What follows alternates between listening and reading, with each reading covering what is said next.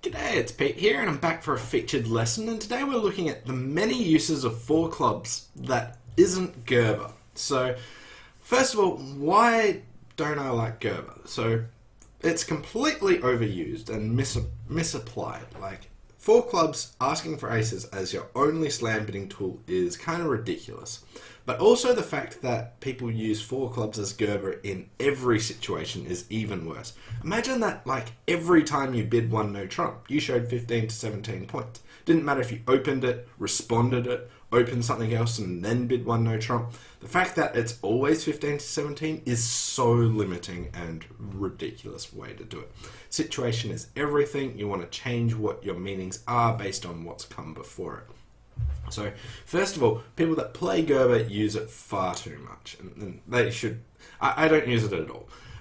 But secondly, Gerber doesn't, asking for aces is not the only slam bidding tool that you need. There are lots of other things that you need to be able to use, but most people only are taught Blackwood or Gerber, and this is why they get stuck in this trend of four clubs always Gerber, which I really dislike. So today I'm going to go through and look at all the different ways that I like to use four clubs for different meanings, and also talk about a few others that I don't use but other people do use. Anyway, we'll jump right into it. So the first one that I really like is just natural preempt. So if I'm just first seat or early on in the bidding, if I just jump to four clubs, I really like a four club preemptive bid. Just to say, I've got a lot of clubs, I've got more than bidding three clubs. Here you've got a 7-4, I think it's too good for three clubs, and just take away that extra space from the opponents. So I really like a natural four club preempt. I really love my preempts. Preempting is a great way for disrupting your opponents. And I don't want to always have to preempt 5, and some hands, there are hands that I want to preempt more than 3, so I think being able to preempt 4 clubs is quite useful. On the other end of that is that I want a preemptive raise. So sometimes my partner will preempt in clubs, and I've got a hand like this, where basically we've got probably a 10 card fit in clubs, maybe 9, but I don't have that many points. But when my partner preempts, I like to be able to up the ante and put more pressure on the opponent. So I'd like to be able to raise to 4 clubs here, just to say, partner, I'm not interested in game, I'm just upping the ante and putting more pressure onto the opponents. I'm improving your preempt because I've got some fitting cards for you. I just want to take away as much space from the opponent as I'm happy and willing to do. So another use for 4 clubs there. Along the lines of natural bidding, so the first couple have been natural, there's a couple more times where it's natural, where I like it to be natural and competitive sometimes. So let's say that the opponent's open 1 spade and gets 2 clubs, the next hand bids 2 spades, and our partner raises 3 clubs, and the next hand bids 3 spades. Having 4 clubs here as Gerber is pretty poor because the opponents are in 3 spades. I've got a nice distributional 6-4. I think they'll make 3 spades and we might make 4 clubs. I don't know if both will, but I have some good distribution and I would like to be able to bid 4 clubs. So I use 4 clubs as just natural and competitive. When the opponents have bid to the 3 level and we're just bidding over it, then 4 clubs is just natural. This is where I want to play. I don't want to bid anymore. But I don't want to let them play the hand. So here it's not ongoing, just saying I want to compete. And the main thing here is we found a fit and the opponents have competed to the 3 level and we're just bidding over it. If the opponents have not bid to the 3 level, then I use it for something else. But here, when they've competed to the 3 level and I'm bidding over them, I just like it as I don't want to let them play the hand, I want to compete to 4 clubs. So there's lots of times where you need it to be natural, and this is one of the key ones where you don't want to let them play the hand, so you want to be able to bid over it. Now, you don't often try and compete to the 4 level in 4 of a minor over their 3 part score, but when you've got good distribution, it can be quite useful to be able to do it. Another time is when it's natural and forcing. So let's say it goes 1 spade, and we've got this hand, we just bid 2 hearts, and our partner bids 3 clubs. Now, in uncontested auctions, I like 4 clubs to be natural and forcing, and say, this is going to be trumps, and I'm interested in slam. So by bidding 4 clubs here, I'm telling partner what the trump suit is. We're setting up an auction that will allow for Q bidding to show first or second round controls, maybe move on into Roman key card later. But I really like this as a slam try. So the real thing is, you don't really need invites to 4 of a minor, because if you were going to go to game, your most likely game is 3 no trump, and you're already bypassed it. So basically, I use four of a minor in these uncontested auctions, or when they haven't competed past the 2 level, as natural enforcing. So showing a good hand, showing a hand that's interested in slam and wants to be ongoing with this. So here, I set up with 4 clubs, my partner can make a Q bid, I can get that extra bit of information about their hand before I move into Roman keycard. So basically, I would use 5 clubs as weaker than 4 clubs here. So because would basically be forced to go into game, 5 clubs would be weaker and taking away more space. 4 clubs says, partner, we have a fit here, I want to make a slam try. So if the opponents haven't bid at all, and we've found club fit, 4 clubs, natural enforcing, setting up a Q bidding auction.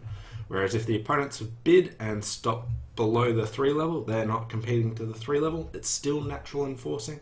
But if they've competed to the 3 level, like the previous one where they got to 3 spades, then 4 clubs is just, I'm trying to compete over it. So if the opponents get to the 3 level and they're trying to play that and we want to bid over it, then it's just competitive.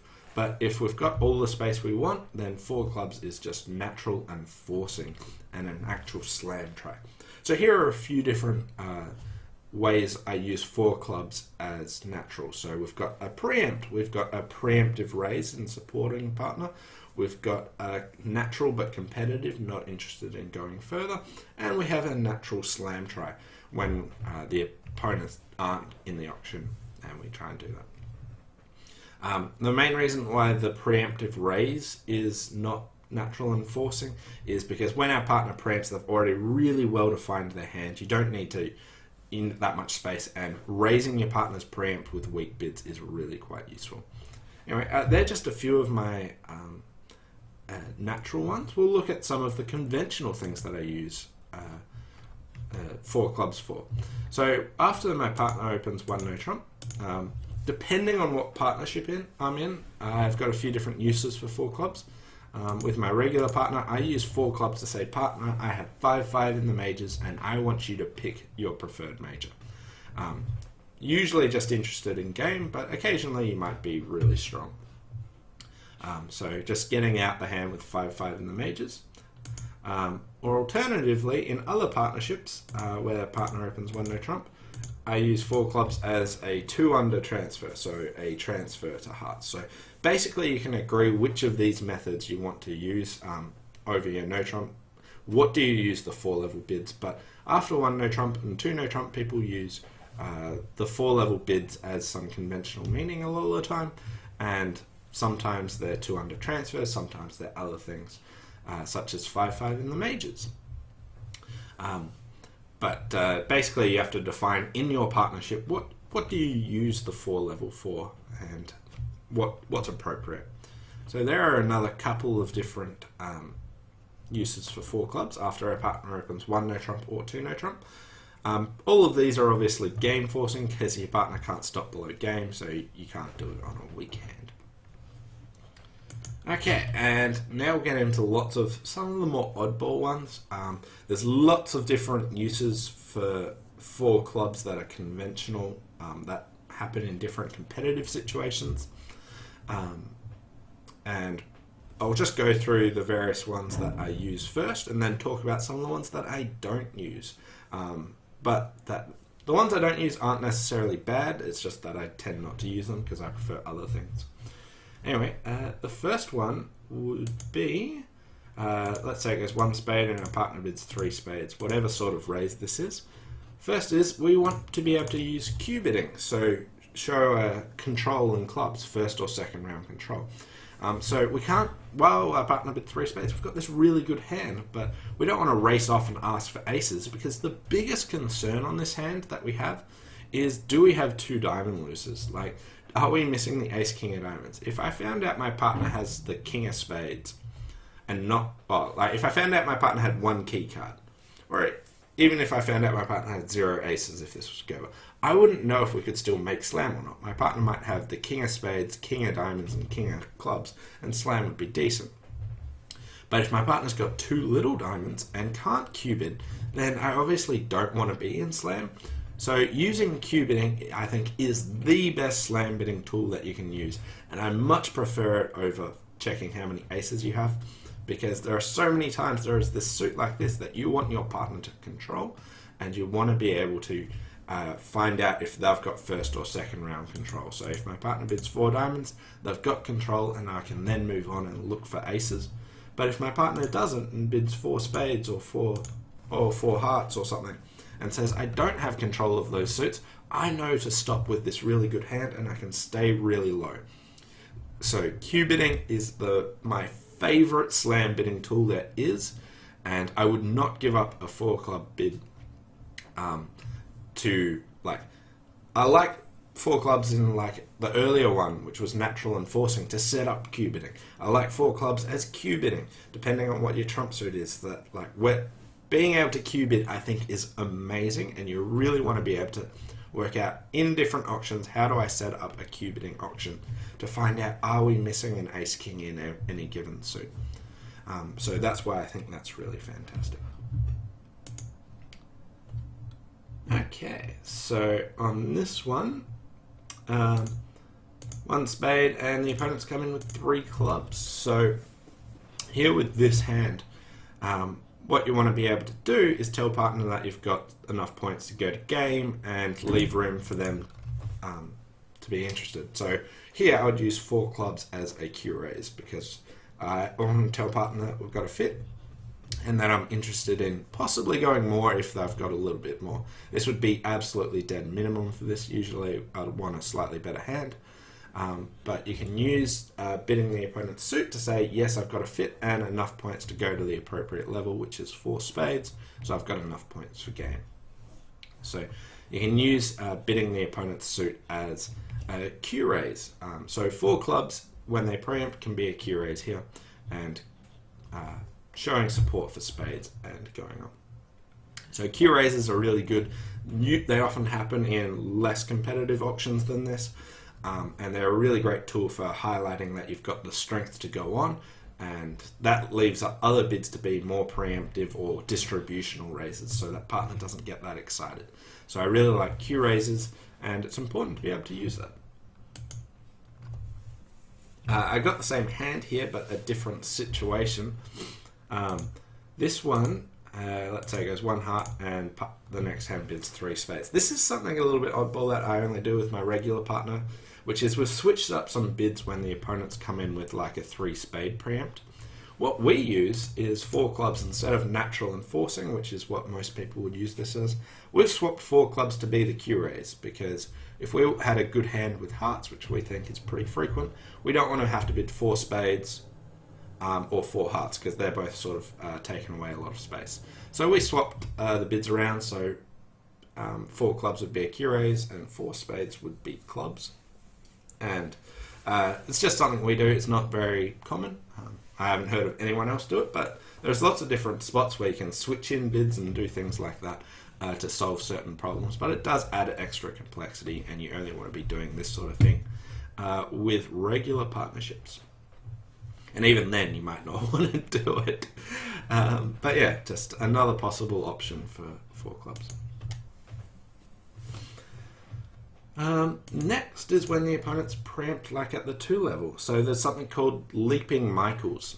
So what you can do is jump to 4 clubs to say, partner, I have a 5-5 shape with 5 of a major and 5 of the suit that I bid. So 2 hearts, 4 diamonds, and 2 hearts, 4 clubs would say, I have a 5-5 shape with this minor and the other one, this minor and the major, so spades and the minor I bid, and a really good hand, so like 15 plus points and forcing. It can solve some issues, because lots of people want to be able to use 3 hearts as do you have a stopper, which is a very valid use of 3 hearts here. And if you're playing Leaping Michaels, by bidding 4 clubs and showing your 5-5 bid and forcing, it frees up those other bids. So another possible use for jumping to 4 minor over week 2. So if they open a week 2, you can jump to 4 clubs. If it went, say, a week 2 in diamonds, you can still use it, but it would be clubs and a major and other things like that. So Leaping Michaels is a useful conventional tool for sorting out good distributional hands over preemptive bids. Another possible one is non-Leaping Michaels. I don't actually use this one, but some people over 3 level bids also use the Michaels stuff of 4 minor. So have 4 clubs be clubs and spades and a good hand, but I tend not to use non-Leaping Michaels. I like 4 clubs just to be natural, and I didn't know what to do, but I got a club suit. Where do you want to go, partner? So I would use 4 clubs just as natural, but some people do use non-Leaping Michaels, and this is a problem hand that can't always be solved, but I would tend just to bid sort of 4 hearts with this hand, which would be spades and a minor, which isn't perfect, but you can't solve every single problem.